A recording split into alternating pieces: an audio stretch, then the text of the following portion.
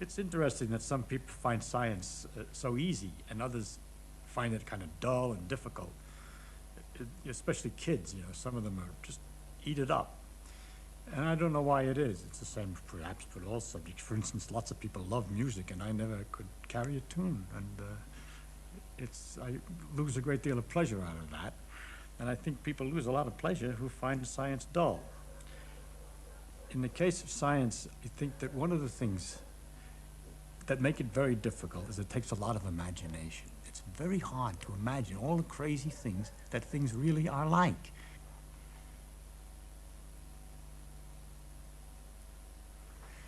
Nothing's really as it seems. We're used to get, hot and cold, and all that hot and cold is the speeds that the atoms are jiggling. If they jiggle more, it corresponds to hotter, and colder is jiggling less. So if you have a bunch of atoms, a cup of coffee or something sitting on a table, and the atoms are jiggling a great deal in the coffee, and they bounce against the cup, and the cup then gets shaking, and the atoms in the cup shake, and they bounce against the saucer, and the heat heats the cup and heats everything else. And hot thing spreads its heat into other things by mere contact, because the atoms that are jiggling a lot in the hot thing shake the ones that are jiggling only a little bit in the cold thing, so that the hot heat, we say, goes into the cold thing. It spreads. But what's spreading is just jiggle and irregular motions, which is easy to kind of understand. It brings up another thing that's kind of curious. That I say that things jiggle, and if you're used to balls bouncing, they slow up and stop after a while. But we have to imagine with the atoms a perfect elasticity. They never lose any energy. Every time they bounce, they keep on bouncing all the time. They don't lose anything. They're perpetually moving. And that the things that happen when we say something loses energy, if a ball comes down and bounces, it shakes irregularly some of the atoms in the floor. And then when it comes up again, it leaves some of those atoms moving, the jiggling. So as it bounces, it's passing its extra energies, its extra motions, to little patches on the floor each time it bounces, and loses a little each time until it settles down, we say, as if all the motion has stopped. But what's left is the floor is shaking more than it was before, and the atoms in the ball are shaking more than they were before.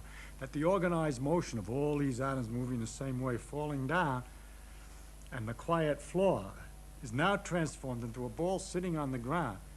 But all that motion is still there in a form, or the energy of motion, in the form of the jiggling of the floor, which is a little bit warmer. Unbelievable. But anybody who's hammered a great deal on something knows that it's true, that if you pound something and hit it a lot, you can feel the temperature difference. It heats up. It heats up simply because you're jiggling it. This picture of atoms is a beautiful one, that you can keep looking at all kinds of things this way. You see a little drop of water, a tiny drop, and the atoms attract each other. They like to be next to each other. They want as many partners as they can get. Now, the guys that are at the surface have only partners on one side here, in the air on the other side, so they're trying to get in. And you can imagine this team of people, these teeming people, all moving very fast, all trying to have as many partners as possible. And the guys at the edge are very unhappy and nervous, and they keep pounding in, trying to get in, and that makes it a tight ball instead of a flat. And that's what, surface tension, the way when you realize, when you see how sometimes a water drop sits like this on a table, then you start to imagine why it sits like that, because everybody's trying to get into the water. And at the same time, while all this is happening, there are these atoms that are leaving the surface, and the water drop is slowly disappearing. I find myself trying to imagine all kinds of things all the time, and I get a kick out of it, just like a runner gets a kick out of sweating.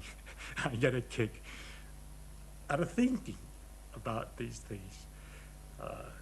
I can't stop. I mean, I could talk forever. If you cooled off the water so the jiggling is less and less, and it jiggles slower and slower, then the atoms get stuck in place. They like to be with their friend.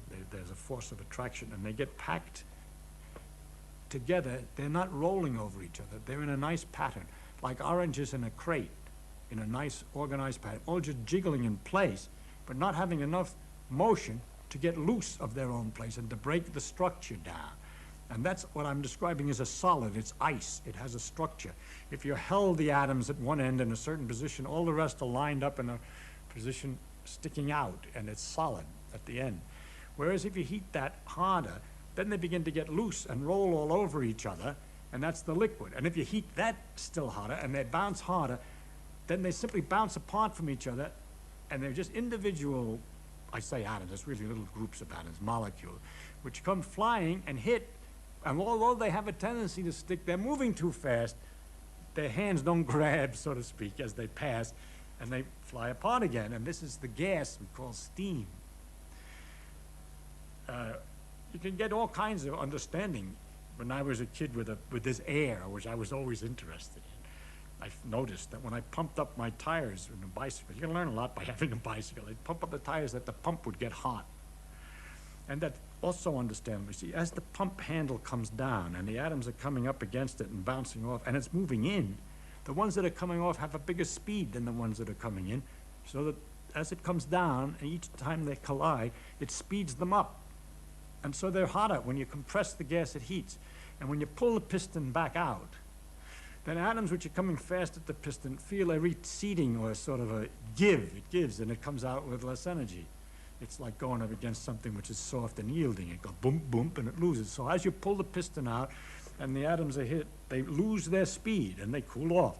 And gases cool when they expand. And the fun of it is that all these things which you see or notice in the world about it, the pump heats the gas, or the gas cools when it expands, or the steam evaporates until you cover the cover, and all these things you can understand from these simple pictures. And that's kind of a lot of fun to think about. I don't want to take this stuff seriously. I think we should just have fun imagining it and not worry about it.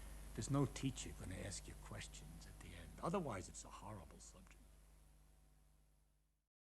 The atoms like each other, the different degrees. Oxygen, for instance, in the air would like to be next to carbon, and if they're getting near each other, they snap together. If they're not too close, though, they repel and they go apart, so they don't know that they could snap together. It's just as if you had a ball that was trying to climb a hill and there was a hole it could go into, like a volcano hole, a deep one. It's rolling along, it doesn't go down in the deep hole, because if it starts to climb the hill and then rolls away again. But if you made it go fast enough, it'll fall into the hole. And so if you have something like wood in oxygen, there's carbon in the wood from a tree, and the oxygen comes and hits it, carbon, but not hard enough. It just goes away again. The air is always coming, nothing's happening. If you can get it faster by heating it up somehow, somehow, get it started, a few of them come fast, they go over the top, so to speak. They come close enough to the carbon and snap in. And that gives a lot of jiggly motion, which might hit some other atoms, making those go faster, so they can climb up and bump against other carbon atoms, and they jiggle, and they make mothers jiggle, and you get a terrible catastrophe, which is one after the other. All these things are going faster and faster and snapping in, and the whole thing is changing. That catastrophe is a fire. It's just a way of looking at it, and these things are happening. They perpetual. Once it gets started, it keeps on going. The heat makes the other atoms capable of reaching to make more heat to make other atoms, and so on. So this terrible snapping is producing a lot of jiggling. And if I put, with all that activity of the atoms there, and I put a cup of coffee over that mess of wood that's doing this, it's going to get a lot of jiggling. So that's what the heat of the fire is.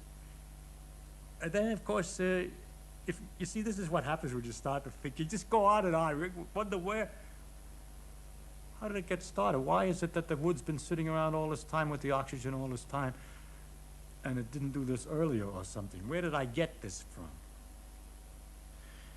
Well, it came from a tree. And the substance of a tree is carbon. And where did that come from? That comes from the air. It's carbon dioxide from the air. People look at trees and they think it comes out of the ground, that plants grow out of the ground. But if you ask where the substance comes from, you find out, where do they come from? The trees come out of the air? They surely come out of the air. No, they come out of the air. The carbon dioxide in the air goes into the tree, and it changes it, kicking out the oxygen and pushing the oxygen away from the carbon and leaving the carbon substance with water. Water comes out of the ground, you see. Only how did it get in there? It came out of the air, didn't it? It came down from the sky. So in fact, most of a tree, almost all of the tree is out of the ground. I'm sorry, it's out of the air. There's a little bit from the ground, some minerals and so forth. Now, of course, I told you the oxygen, we know the oxygen and carbon stick together very tight. How is it the tree is so smart as to manage to take the carbon dioxide, which is the carbon and oxygen nicely combined, and undo that so easy? Ah, life. Life has some mysterious force. No, the sun is shining. And it's the sunlight that comes down and knocks this oxygen away from the carbon. So it takes sunlight to get the plant to work. And so the sun all the time is doing the work of separating the oxygen away from the carbon. The oxygen is some kind of terrible byproduct, which it spits back into the air, and leaving the carbon and water and stuff to make the substance of the tree. Then when we take the substance of the tree and stick it in the fireplace, and there's all the oxygen made by these trees, and all the carbon would much prefer to be close together again. And once you let the heat to get it started, it continues and makes an awful lot of activity while it's going back together again. And all this nice light and everything comes out, and everything is being undone. You're going back from carbon and oxygen back to carbon dioxide. And the light and heat that's coming out, that's the light and heat of the sun that went in. So it's sort of stored sun that's coming out when you burn a log. Next question. How is it the sun is so jiggly, so hot? I gotta stop somewhere. I'll leave you something to imagine.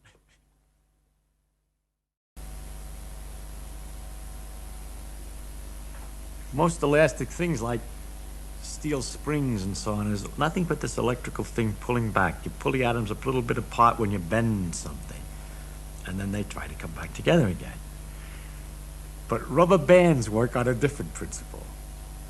There's some long molecules like chains, and other little ones that are shaking all the time, that are bombarding them, these chains. And the chains are all kind of kinky and knocked about and shaken. When you pull open the rubber band, the strings get straighter. But these strings are being bombarded on the side by these other atoms trying to shorten them by kinking them. So it pulls back.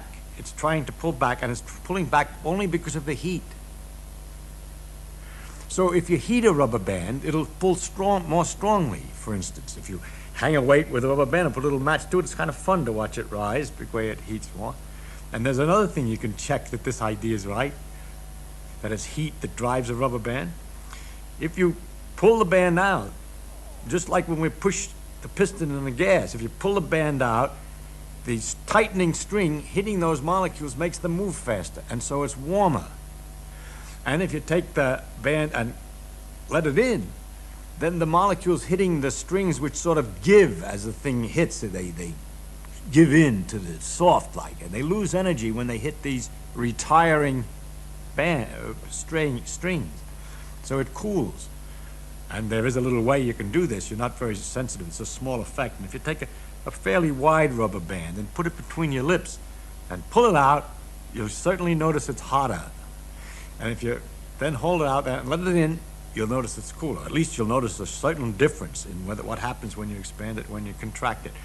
And I've always found rubber bands fascinating, to think that when they're sitting on an old package of papers for a long time, holding those papers together, it's done by a perpetual pounding of the atoms against these chains to hold it, trying to kink them year after year. Well, rubber bands don't last that long, but anyhow, for a long time, trying to hold this whole thing together. The world is a dynamic mess of jiggling things if you look at it right. And if you magnify it, you can hardly see anything anymore because everything is jiggling and they're all in patterns and they're all lots of little balls. And it's lucky that we have such a large scale view of everything that we can see them as things without having to worry about all these little atoms all the time.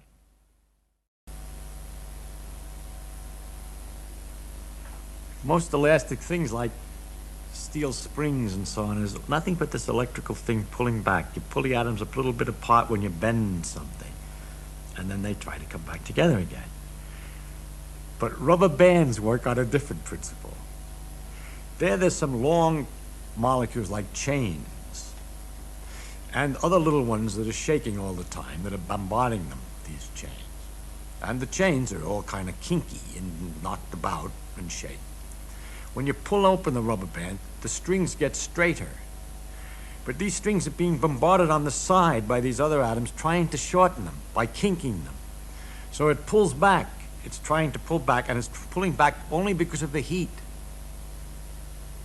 So if you heat a rubber band, it'll pull more strongly. For instance, if you hang a weight with a rubber band and put a little match to it, it's kind of fun to watch it rise because it heats more. And there's another thing you can check that this idea is right, that it's heat that drives a rubber band. If you pull the band out, just like when we push the piston in the gas, if you pull the band out, the tightening string hitting those molecules makes them move faster, and so it's warmer. And if you take the band and let it in, then the molecules hitting the strings, which sort of give as the thing hits, they give in to the soft like, and they lose energy when they hit these retiring strings. So it cools. And there is a little way you can do this. You're not very sensitive. It's a small effect. And if you take a fairly wide rubber band and put it between your lips and pull it out, you'll certainly notice it's hotter. And if you then hold it out and let it in, you'll notice it's cooler. At least you'll notice a certain difference in what happens when you expand it, when you contract it. And I've always found rubber bands fascinating to think that when they're sitting on an old package of papers for a long time, holding those papers together, it's done by a perpetual pounding of the atoms against these chains to hold it, trying to kink them year after year. Well, rubber bands don't last that long, but anyhow, for a long time, trying to hold this whole thing together. The world is a dynamic mess of jiggling things if you look at it right.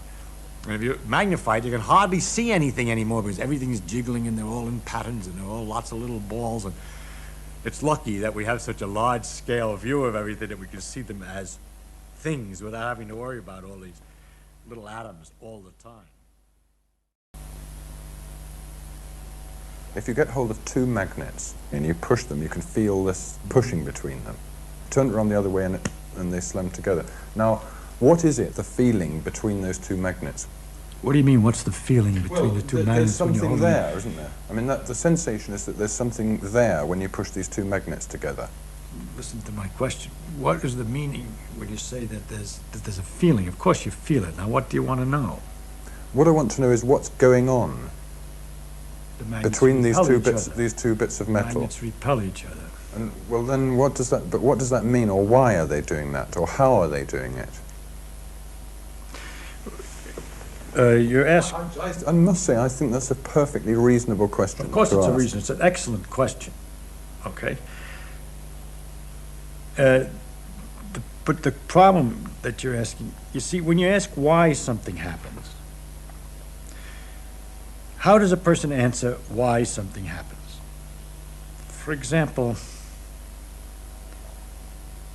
Aunt Minnie is in a hospital. Why? Because she went out and she slipped on the ice and broke her hip. That satisfies people.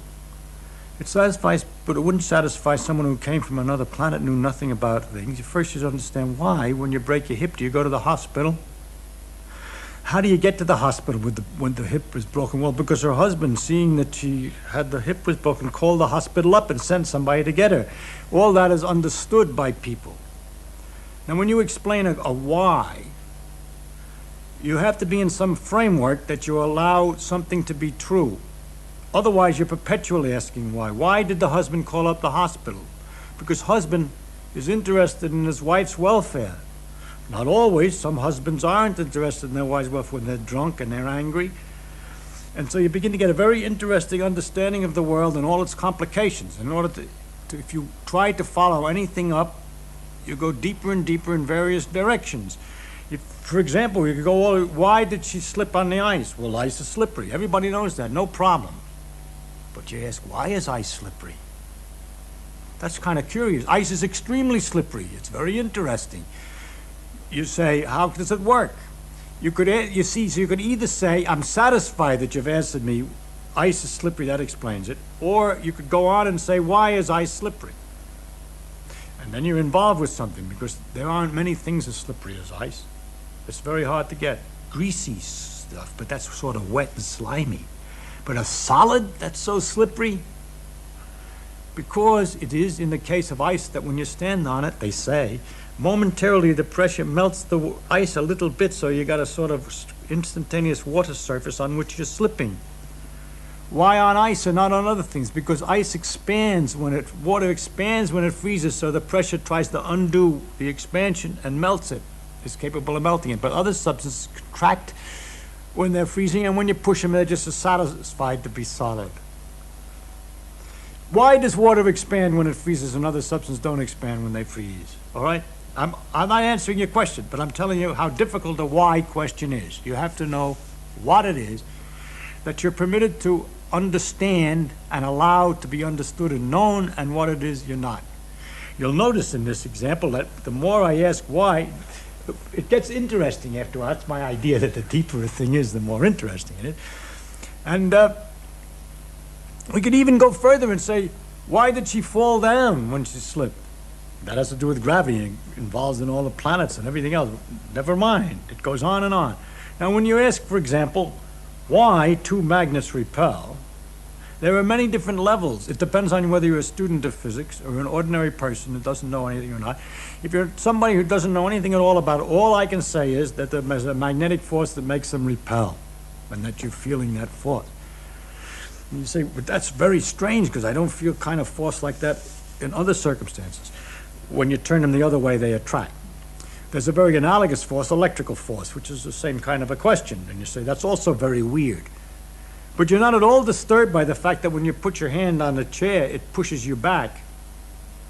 But we found out by looking at it that that's the same force, as a matter of fact, the electrical force, not magnetic exactly in that case, but it's the same electrical repulsions that are involved in keeping your finger away from the chair, because everything's made out of its electrical forces in microscopic details. There's other forces involved, but this is connected to electrical forces. It turns out that the magnetic and the electric force with which I wish to explain these things, this repulsion in the first place, is what ultimately is the deeper thing that we have to start, what we can start with, to explain many other things that looked like they were, everybody would just accept them. You know, you can't put your hand through the chair. That's taken for granted. But that you can't put your hand through the chair when looked at more closely, why? That involves these same repulsive forces that appear in magnets. The situation you then have to explain is why in magnets it goes over a bigger distance than in ordinarily. And there it has to do with the fact that in iron, all the electrons are spinning in the same direction. They all get lined up, and they magnify the effect of the force until it's large enough at a distance that you can feel it.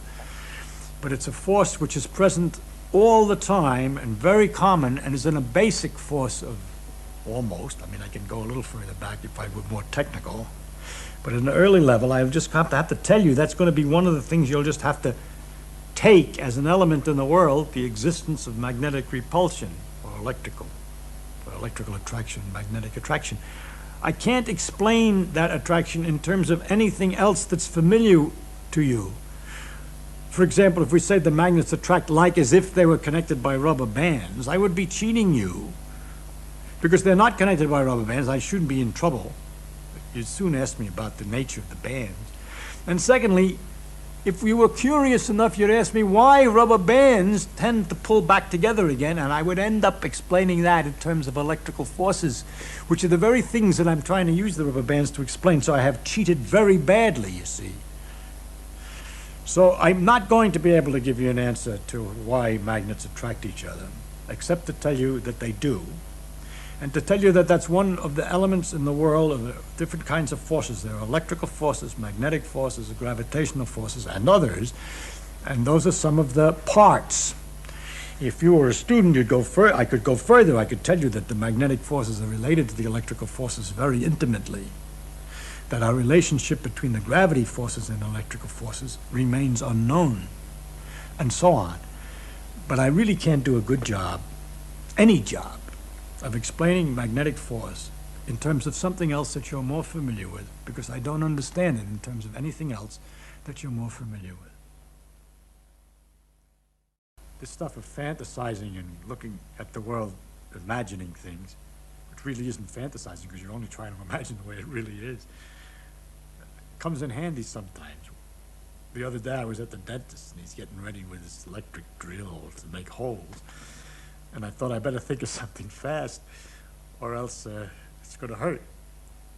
And then I thought about this little motor going around and what was it that made it turn? And what was going on? And what's going on is there's a dam some distance away here, and water going over the dam turns a great big wheel, right? And this wheel is connected with long, thin pieces of copper, which split up into other pieces of copper and split up and spread all over the city. And then they're connected back through another little gadget that makes wheels turn. All the wheels of the city are turning because this thing turns. If this thing stops, all the wheels stop. It starts again, they all start again. And I think that's kind of a marvelous thing of nature. It's extremely curious. That phenomenon I like to think about a lot because all it is copper and iron. See, sometimes we think it's a man-made generator, it's very complicated, the phenomenon is a result of some special something that we made.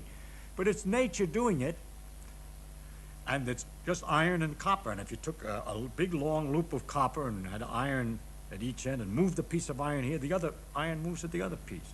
And if you get it down to the nothing, just moving a piece of iron in a loop of copper and seeing another piece of iron move, you realize what a fantastic mystery nature is.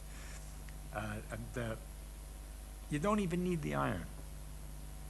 You could, if you at least get this pump primed and started, by jiggling copper strands around fast enough, knotting them and unknotting them and so forth, you can get other copper strands to move at the other end of a long connection. And what is it? It's only copper and motion. And we're so used to circumstances in which these electrical phenomena are all canceled out. Everything's sort of neutral. Pushing and pulling is really very dull. But nature has these wonderful things, magnetic forces and electrical forces. You comb your hair with your comb and you get some strange condition. So you put it in front of a piece of paper and it lifts up the paper, or the paper jiggles at a distance, far away. And that's, in fact, turns out that is the thing that's more deeper inside of everything than the things we're used to. We're used to forces that only act directly, right? You push with your finger, it only acts directly. But then you have to imagine what it is that's pushing with the finger. Here's this little finger's made out of little balls and atoms. And it's got another bunch of atoms that I'm pushing. And there's a little space between those atoms. And this pushing is going through that space. And the only thing that happens with the comb and the paper is that circumstances have arisen which make it possible to see that these forces go through a bigger distance than just the short distance between the atoms.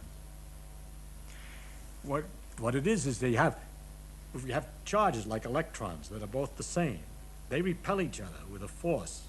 They're little tiny particles. They're a piece of the atom, and they repel each other with a force which is enormous. It's inversely as the square of the distance, just like gravity is inversely as the square of the distance, but gravity is attractive, and this is repulsive. And for two electrons, the gravity is so weak compared to the electricity. Electricity is so much more enormous than the gravity. I can't express it because I don't know the name of the number. It's 1 with 30 or 8 or 40 zeros after the 1. Bigger is electricity.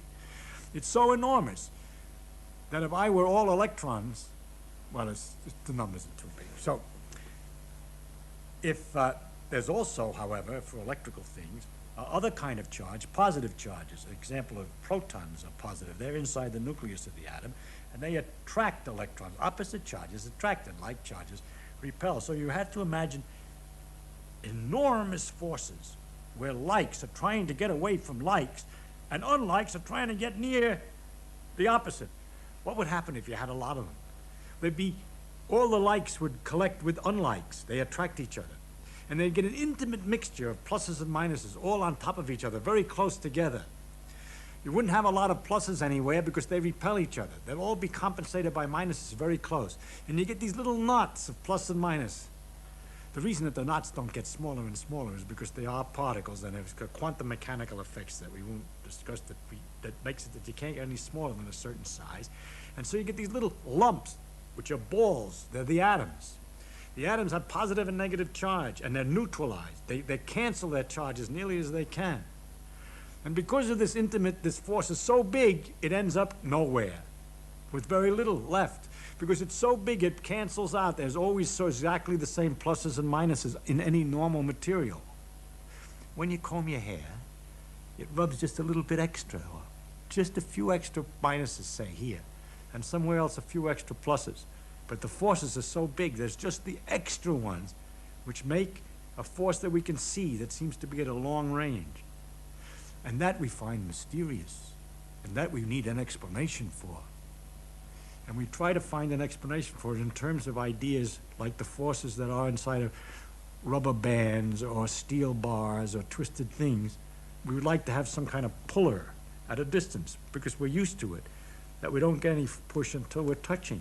But the fact is that the reason we don't get any push until we're touching is it's the same force as you see at a long distance, only it's come down to short because the pluses and minuses have canceled out so well that you don't feel anything until it gets very, very close. When it gets close enough, of course, it makes the difference which is plus and which is minus and where they are, and they repel each other.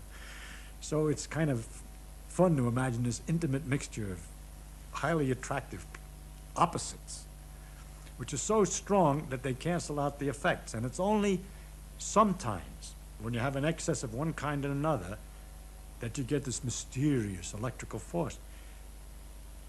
And how can I explain the mysterious electrical force in any other way? Why should I try to explain it in terms of of something like jelly or other things which are made, and I understand the other way around in terms of strong long-distance forces which have all canceled out. So it's the electrical forces, in fact, and the magnetic forces, in fact, that we have to accept as the base reality in which we're going to explain all the other things. So again, it turns out it's hard to understand. You do have to do a lot of imagining. That the real world has as its base a force which acts at a long distance. That we haven't got much experience with that force. We have peculiar phenomena here and there, but ordinarily we don't have much experience with that force is simply because that's what requires explanation. That's what requires imagination. The long-distance force we have no other picture for. And in the example of the generator, for instance, what happens is that the electrons, which are a part of an atom, they're pushed by the motion of the copper wires. And it's wonderful to think that you push a few here, and they get too close together, so they push the others because they repel at a long distance. So it's not just like water, which repels at a short distance, but it's a wonderful fluid which repels at a long distance, and the effects therefore can go very quickly through the wire. If there's a little concentration, you go zing through the wire all over the city at once. And you can use that stuff to make signals. You can push a few electrons here and there by talking in a telephone. At the other end of the line, a long line of copper across the city, the electrons respond because of this very rapid interactions over these long distances to what you're saying in this room. And if they've discovered experimentally the existence of these long forces and these rapid motion actions and so forth was a tremendous thing for human beings. I think that the discovery of electricity and magnetism and the electromagnetic effects, which were finally worked out, the full equations for everything was worked out by Maxwell in 1873, is probably the most fundamental transformation of the most remarkable thing in history, the biggest change in history. I went to a scientific school, MIT, and in fraternity, when you first join, they try to keep you from being, if you think you're smart, from being feeling that you're too smart, by giving you what look like simple questions to try to figure out what actually happens. And it's like training for imagination, you know. It's kind of fun, and I thought I'd I tell you some of them that I remember. I learned them. Of course, once you learn them, the next time somebody comes along with this wonderful puzzle, you look at them kind of quietly. You wait 2 or 3 seconds or 5 seconds to show that you were thinking, and then you come up with this answer to astonish your friends. But the fact was, of course, that you were trained by your fraternity brothers as to how to answer these things early on. One of the questions we got was the problem about the mirror. It's an old problem. You look in a mirror, and let's say you part your hair on the right side. Then you look in the mirror, and the image has got its hair part on the left side. So the image is left to right mixed up. It's not top and bottom mixed up, because the top of the head of the image is up there at the top, and the bottom of the feet is at the bottom. And the question is, how does a mirror know to get the left and right mixed up and not the up and down? You get a better idea of the problem if you think of lying down and looking at the mirror. All right, your hair is still on the left side, and now the left and right was the up and down, whereas the up and down, which look okay, was the right and left before. And the mirror somehow figured out what you're going to do when you're looking at it. So to describe in a sort of symmetrical way what a mirror does, that it doesn't look lopsided, that it takes left and mixes it up with right, and it doesn't do the same with up and down.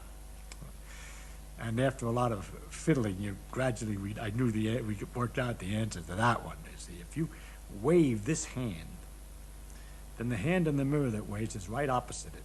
The hand on the east is the hand on the east, and the hand on the west is the hand on the west, and the head that's up is up, and the feet that are down are down. Everything's really all right. But what's wrong is if this is north, your nose is to the north of the back of your head, but in the image, the nose is to the south of the back of the head. So what happens really in the image is neither the right nor left mixed up with the top and bottom, but the front and back have been reversed. You see, that which is the nose on the thing is on the wrong side of the head, if you want to. All right? Now, ordinarily, when we think of the image, we think of it as another person. And we think of the normal way that a person would get into that condition over there. It's a psychological thing. We don't think of the idea that the person has been squashed and pushed backwards, forwards with his nose and his head, because that's not what ordinarily happens to people. A person gets to look like he looks in the mirror by walking around and facing you. And because people, when they walk around, don't turn their head for their feet, we leave that part alone. But they get their right and left hands swung about, you see, when they turn around. And so we say that it's left and right interchanged, but really the symmetrical way, it's along the axis of the mirror that things get interchanged. Well, that's kind of an easy one. A harder one, and very entertaining, was what keeps a train on the track? A harder one, and very entertaining, was what keeps a train on the track? And of course the answer is, as everyone thinks, the flanges on the wheels. You know, the wheels have some kind of flange on them.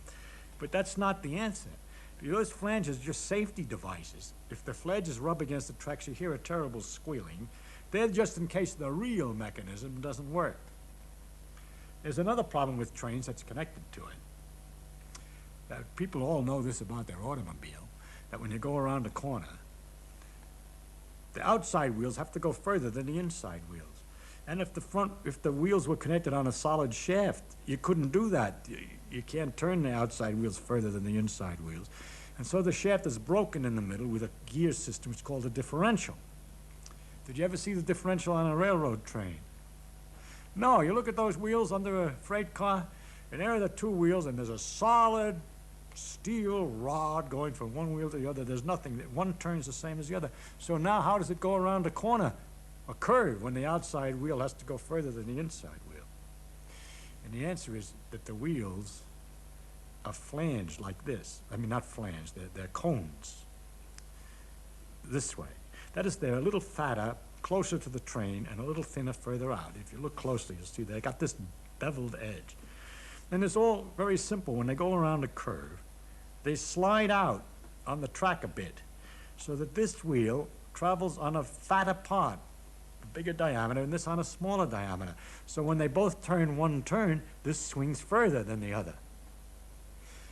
And that's what keeps it on the track also the same way. Suppose a train's running along on this thing, on the track, and the track's here and here, and the two wheels are exactly balanced, and it's nice and even. Suppose accidentally it gets a bump or something and slides out this way. Then this wheel is on a bigger circumference than this one, but they're on a solid shaft. So when it turns once around, it carries this wheel forward, relative to the other and steers the train back on the track. Of course, if it gets too far off on the other side, it goes back and forth, and it stays on the track because the wheels are tapered and the flanges of safety. Well, we had a lot of stuff like that that we had to learn, you know, to get straightened out before we could become full-fledged members of the fraternity.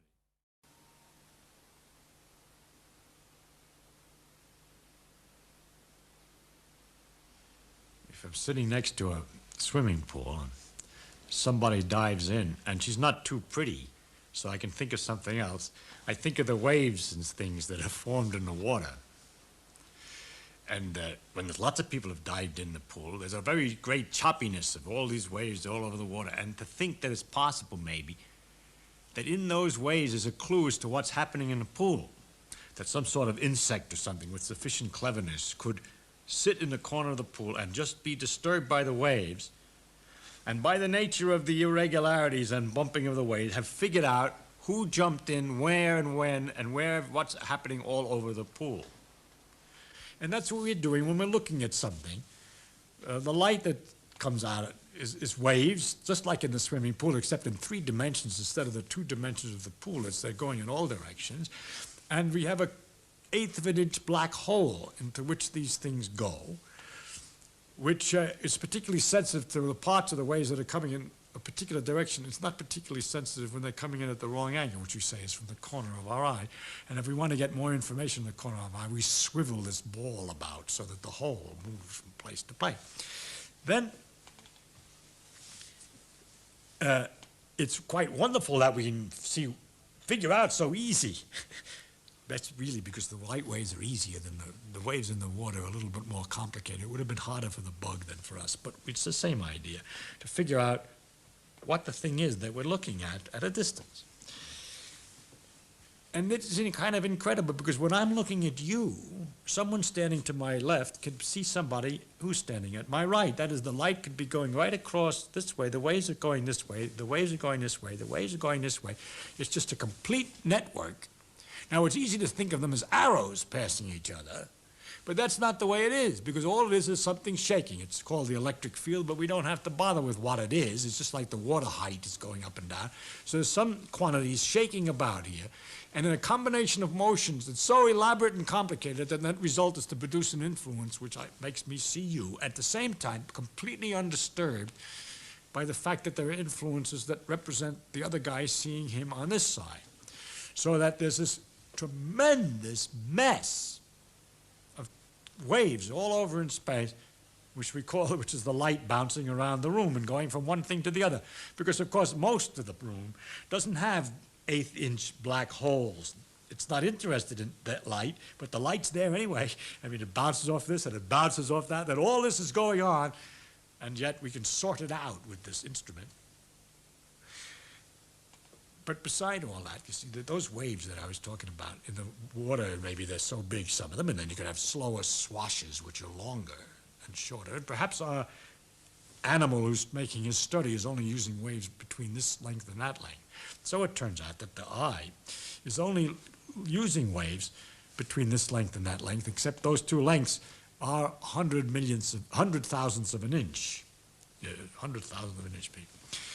And what about the slower swashes, the waves that go more slowly, that have a longer distance from crest to trough? Those represent heat. We feel those, but our eye doesn't see them focused very well. We don't, in fact, at all.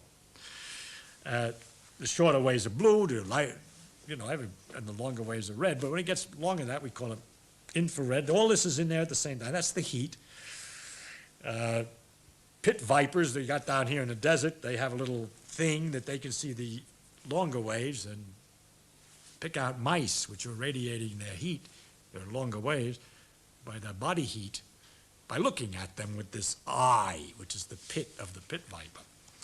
But we aren't able to do that. And then these waves get longer and longer, and all through the same space. All these things are going on at the same time, so that in this space, there's not only my vision of you, but information from Moscow radio that's being broadcast at the present moment, and the singing of somebody from Peru.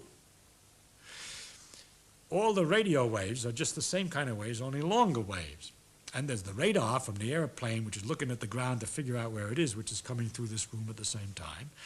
Plus the X-rays, cosmic rays, and all these other things, which are the same kind of waves, exactly the same waves, but shorter, faster, or longer, slower. It's exactly the same thing.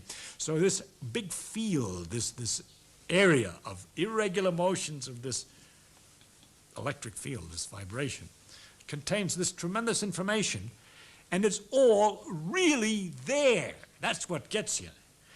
If you don't believe it, then you pick a piece of wire and connect it to a box. And in the wire, the electrons will be pushed back and forth by this electric field, sloshing just at the right speed for a certain kind of long waves.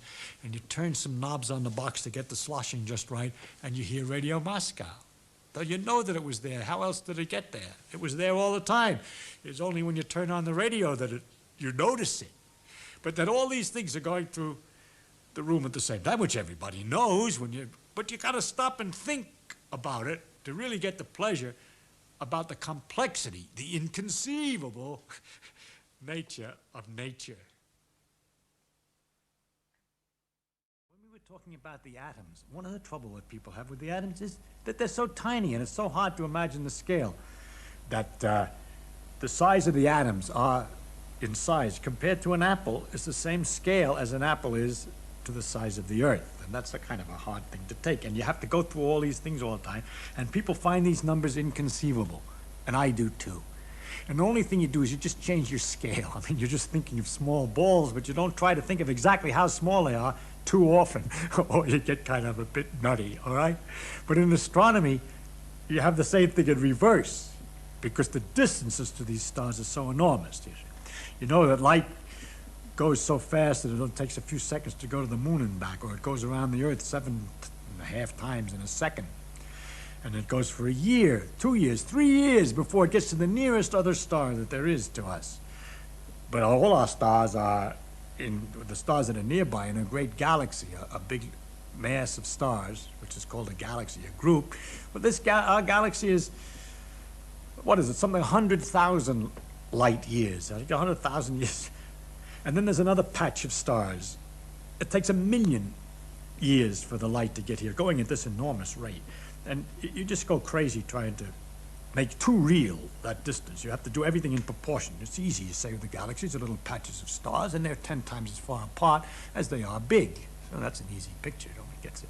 But you just go to a different scale, that's easier. And once in a while you try to come back to Earth scale to discuss the galaxies. But it's kind of hard. The number of stars that we see at night is only about 5,000. But the number of stars in our galaxy, the telescopes have shown when you improve the instrument. Oh, we look at a galaxy, we look at the stars. All the light that we see, the little tiny influence, spreads from the star over this enormous distance of 3 light years for the nearest star. On, this light from the star is spreading. The wave fronts are getting wider and wider, weaker and weaker, weaker and weaker out into all of space, and finally the tiny fraction of it comes in 1 square, eighth of an inch, tiny little black hole, and does something to me, so I know it's there. Well, to know a little bit more about it, I'd rather gather a little more of this tiny fraction of this front of light.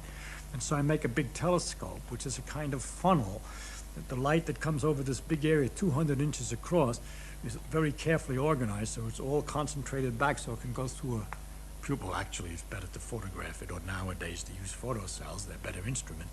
But anyway, the idea of the telescope is to focus the light from a bigger area into a smaller area so that we can see things that are weaker, less light. And in that way, we find there's a very large number of stars in the galaxy. There's so many that if you tried to name them, 1 a second, naming all the stars in our galaxy, I don't mean all the stars in the universe, just this galaxy here, it takes 3,000 years. And yet that's not a very big number. Because if those stars were to drop $1 bill on the Earth during a year, each star dropping $1 bill, they might take care of the deficit which is suggested for the budget of the United States. So you see what kind of numbers we have to deal with. At any rate, I think that the numbers are a problem in astronomy, the sizes and numbers, and the best thing to do is to relax and enjoy the tininess of us and the enormity of the rest of the universe. Of course, if you're feeling depressed by that, you can always look at it the other way and think of how big you are compared to the atoms and the parts of atoms, and then you're an enormous universe to those atoms, so you can sort of stand in the middle and enjoy everything both ways. But the great part of astronomy is the imagination that's been necessary to guess what kinds of structures, what kinds of things can be happening to produce the light and the effects of the light of the stars that we do see. And I could take an example, an historical example. See it many times in science. By using imagination, you've imagined something which could be, according to all the known knowledge of the laws, and you don't know whether it is yet or not. And that's very interesting. There's a creative imagination, you like to call it, not just imagining things that are relatively easy, but something different. And to take an example of a star, as we understand it, the ordinary star like the sun is a great big ball of gas, of hydrogen. It's burning up the hydrogen and so forth, and it's an enormous mass of gas. And it's held together by gravity. You don't have to always understand gravity as curved space. It's good enough for this purpose that force inversely is square of the distance. When things are closer together, the force is stronger. And it pulls everything together. By the way, that's why the world is round, because the globe of Earth is pulled together as much as possible, and if it had a great mountain and an irregularity of a bump or something, it would be pulled in by gravity and it all gets smooth.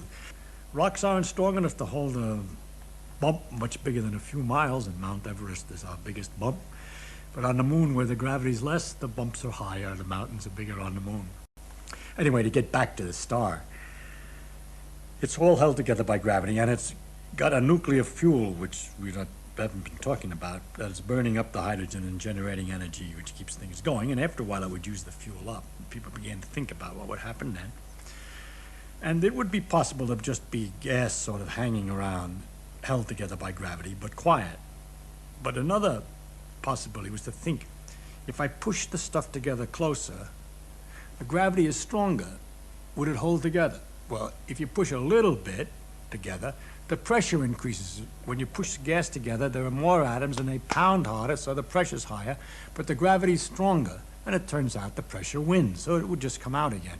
If you push a star in like that, it oscillates. And there are some stars that are oscillating and vibrating and so on, but it turns out if you keep on analyzing it and you push it together very far to the incredible concentration that the whole mass of the sun is down to the size of the Earth or smaller, then it turns to all the nuclear matter, all the nuclei of the atoms are all stuck next to each other tight. The electrons are, spaces where the electrons are, is all squashed out, and it comes out that when you get to that far, the gravity's strong enough, has overpowered the pressure again. Even though the pressure's got to be enormous, the gravity's got to be even more enormous, and the thing will stay steady at a different size and be nothing but a neutron's nuclear matter, nothing, solid nuclear matter. And this is a possibility was worked out by Oppenheimer and Volkoff, and it's called a neutron star. And people waited to see if there were any such neutron stars for years, until recently they found these strange pulsars which emit flashes of radio waves, and later they found light, which can go 30 times a second, for instance, the fastest ones, or maybe 10 times a second, or 1 a second. And at first, that's very mysterious. You're used to stars being big and slow, and how can anything in a star move in a 30th of a second? Well, these things are very small neutron stars, and they're spinning very fast. And there's some, for reasons not yet understood, they're emitting a beam of radio waves, like a searchlight in an airport or something. Those things that go around, boop, boop, boop, so we get the flashes, tick, tick, tick, tick, tick, tick, tick, tick, tick, that fast. To imagine a star the mass of the sun doing something, turning so fast as 30 times a second is another one of these big number, hard to conceive imaginary things, okay? And the whole idea that there could be a star of such enormous density that a teaspoon would weigh so much that of the matter that if you put it down on the Earth's surface, it's so heavy it'll just plow right through to the center of the Earth, and things like that. It took a lot of imagination. It comes out of the mathematics and the analysis and all this that helps you to make sure you're not making a mistake. And it turns out that such a star was possible, and it turned out later, in fact, they do exist. And that's a good example of how imagination is a useful thing and produces a guessing ahead of time and how we make advances by using it. Besides just the very difficult thing of imagining all the things that might be up there to explain the things we see. In the case of astronomy, we have a large number of things that we see that we are not yet quite clearly got the imagination to see what it is that's producing it. Quasars are very powerful sources of light and radio waves for very great distances. We can see them because they're so bright. And the exact cause of their sources is only gradually being recently understood in terms of another nutty concept of imagination, the black hole, which is something that comes from following the logic of the gravity theory of Einstein to its ultimate, working out the consequences in crazy circumstances. Suppose you had an amount of matter so great that the gravity force is so much that even light trying to get out falls back. Nothing can go faster than light, and nothing could escape. You couldn't see it. How would you get there? If you had a lot of matter to start with, it could fall together and get into this condition that no longer could the light come out. And so you would have this thing which would continue to attract things to it. Things would go in and nothing would come out. That's called a black hole. And you say, well, how can a black hole, which is absorbing everything, make all this energy that we see? Is that an explanation of the quasar? Actually, it may well be, because if the things are falling in don't go plunk in, but go around, falling in by swirling, then as they fall in and irregularly and so forth, and in the fast motions that it produces, they go down this whirlpool, they generate a lot of energy and friction and so forth, and different kinds of effects, magnetic and electric effects, that could make the jets of matter that come out of the quasar and the radio galaxies in ways that are not really understood. We don't have a real picture of why there are jets of radio waves and so matter emitting radio waves in galaxies. There are galaxies in which great jets have come out of big clouds of matter on each side which are emitting radio waves. So there's some kind of a source in there that sort of gets wound up and shoots these jets of material out with tremendous energy, and it's guessed that maybe that's a black hole somehow or other. And the somehow or other is the challenge of imagination, which has not yet been answered by anybody with any great confidence. You asked me if an ordinary person, by studying hard, would get to be able to imagine these things like I imagine. Of course, I was an ordinary person who studied hard. There's no miracle people. It just happens they got interested in this thing and they learned all this stuff. They're just people. There's no talent, a special miracle ability to understand quantum mechanics or a miracle ability to imagine electromagnetic fields that comes without practice and reading and learning and study. So if you say you take an ordinary person who's willing to devote a great deal of time and study and work and thinking and mathematics and time, then he's become a scientist.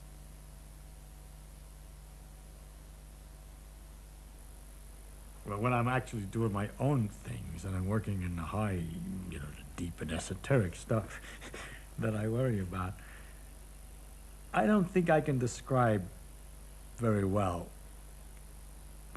what it's like. First of all, it's like asking a centipede which leg comes after which. It happens quickly, and I'm not exactly sure what flashes and stuff go in the head. But I know it's a crazy mixture of partial equations, partial solving the equation, then having some sort of picture of what's happening that the equation is saying is happening, but they're not that well separated as the words I'm using. And it's a kind of a nutty thing. It's very hard to describe, and I don't know that it does any good to describe it. And that is something that struck me that's very curious. I suspect that what goes on in every man's head might be very, very different. The actual imagery or semi-imagery which comes. And that when we're talking to each other at these high and complicated levels, and we think we're speaking very well, and we're communicating, but what we're really doing is having some kind of big translation scheme going on for translating what this fellow says into our images, which are very different. I found that out because at the very lowest level, I won't go into the details, but I got interested in, well, I was doing some experiments. and I was trying to figure out something about our time sense. And so what I would do is I would count, trying to count to a minute. Actually, it took me, say I'd count to 48, then it would be 1 minute. So I'd calibrate myself, and I would count a minute and 48, think I was counting seconds, but it's close enough. And then it turns out if you repeat that, you can do very accurately. When you get to 48 or 47 or 49, not far off, you're very close to a minute. And I would try to find out what affected that time sense and whether I could do anything at the same time as I was counting. And I found that I could do many things. I could, there were some things that not. For example, I had great difficulty. I was in the university. I had to get my laundry ready. And I was putting the socks out. And I had to make a list how many socks. And it was something like 6 or 8 socks, and I couldn't count them because the counting machine was being used, and I couldn't count them until I found out I could put them in a pattern and recognize the number. And so I learned a way after practicing by which I could go down the lines of type in newspapers and see them in groups 3331, that's a group of 10, 3331, without saying the numbers, just seeing the groupings.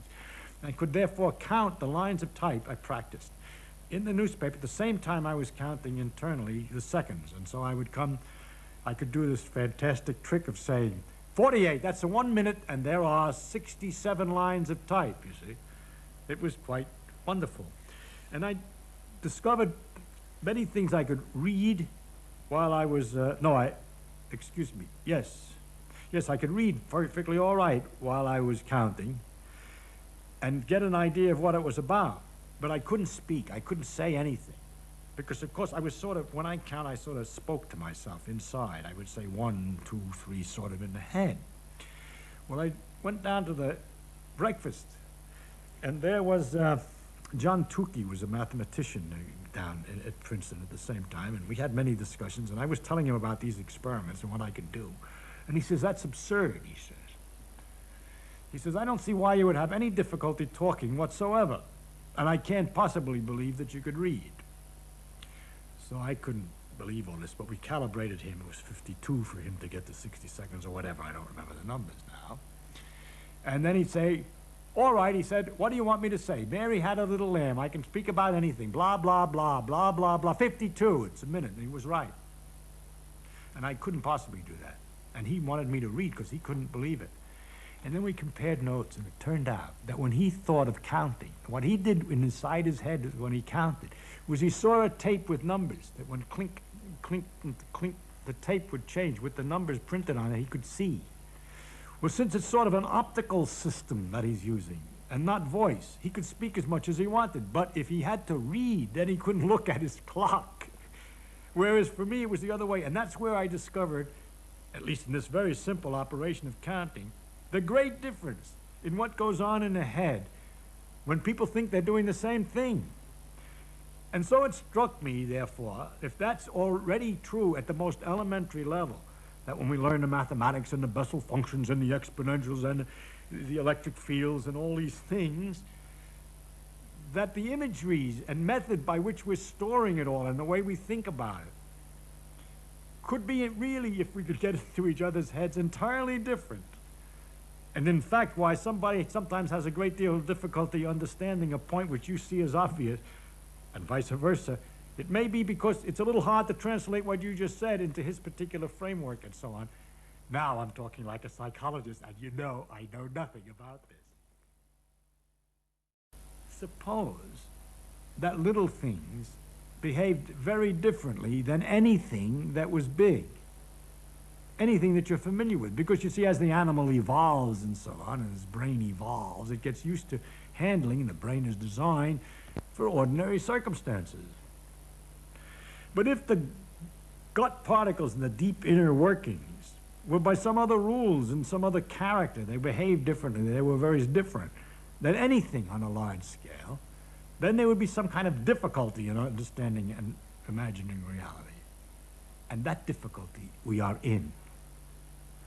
The behavior of things on a small scale is so fantastic. It's so wonderfully different, so marvelously different than anything that behaves on a large scale. You say electrons act like waves. No, they don't exactly. They act like particles. No, they don't exactly. They act like a kind of a fog around the nucleus. No, they don't exactly. And if you would like to get a clear, sharp picture of an atom, so that you can tell exactly how it's going to behave correctly, and have a good image, in other words, a really good image of reality, I don't know how to do it. Because that image has to be mathematical. We have a mathematical expression, strange as mathematics, I don't understand how it is, but we can write mathematical expressions and calculate what the thing is going to do without actually being able to picture it. It would be something like a computer that you put certain numbers in and you have the formula for at what time the car will arrive at different destinations, and the thing does the arithmetic to figure out what time the car arrives at the different destinations, but cannot picture the car. It's just doing the arithmetic. So we know how to do the arithmetic, but we cannot picture the car. No, it's not 100%, because for certain situations, a certain kind of approximate picture works, that is simply a fog around the nucleus that when you squeeze it, it repels you, is very good for understanding the stiffness of material. That it's a wave which does this and that is very good for some other phenomenon, all right? So when you're working with certain particular aspects of the behavior of atoms, for instance, when I was talking about temperature and so forth, that they're just little balls is good enough, and it gives a very nice picture of temperature. But if you ask more specific questions, and you get down to questions like, how is it that when you cool helium down, even to absolute zero, where there's not supposed to be any motion, it's a perfect fluid that hasn't any viscosity, has no resistance, flows perfectly, and isn't freezing? Well, if you want to get a picture of atoms that has all of that in it, I can't do it, you see. But I can explain why the helium behaves as it does by taking my equations and showing that consequences of them is that the helium will behave as it is observed to behave. So we know we have the theory right, but we haven't got the pictures that will go with the theory. And is that because we're limited and haven't caught on to the right pictures? Or is that because there aren't any right pictures for people who have to make pictures out of things that are familiar to them? Well, let's suppose it's the last one, that there's no right pictures in terms of things that are familiar to them. Is it possible then to develop a familiarity with those things that are not familiar on hand by study, by learning about the properties of atoms and quantum mechanics, by practicing with the equations, until it becomes a kind of second nature, just like it's second nature to know that if two balls came toward each other, they'd smash into bits. You don't say the two balls, when they come toward each other, turn blue. You know what they do. So the question is whether you could get to know what things do without, better than we do today. You know, as the generations develop, will they invent ways of teaching and so that the new people will learn tricky ways of looking at things and be so trained, so well trained, that they won't have our troubles with the atom picturing. There's still a school of thought that cannot believe that the atomic behavior is so different than large-scale behavior. I think that's a deep prejudice. It's a prejudice from being so used to large-scale behavior. And they're always seeking to waiting for the day that we discover that underneath the quantum mechanics, there's some mundane, ordinary balls hitting or particles moving and so on. I think they're going to be defeated. I think nature's imagination is so much greater than man's, she's never going to let us relax.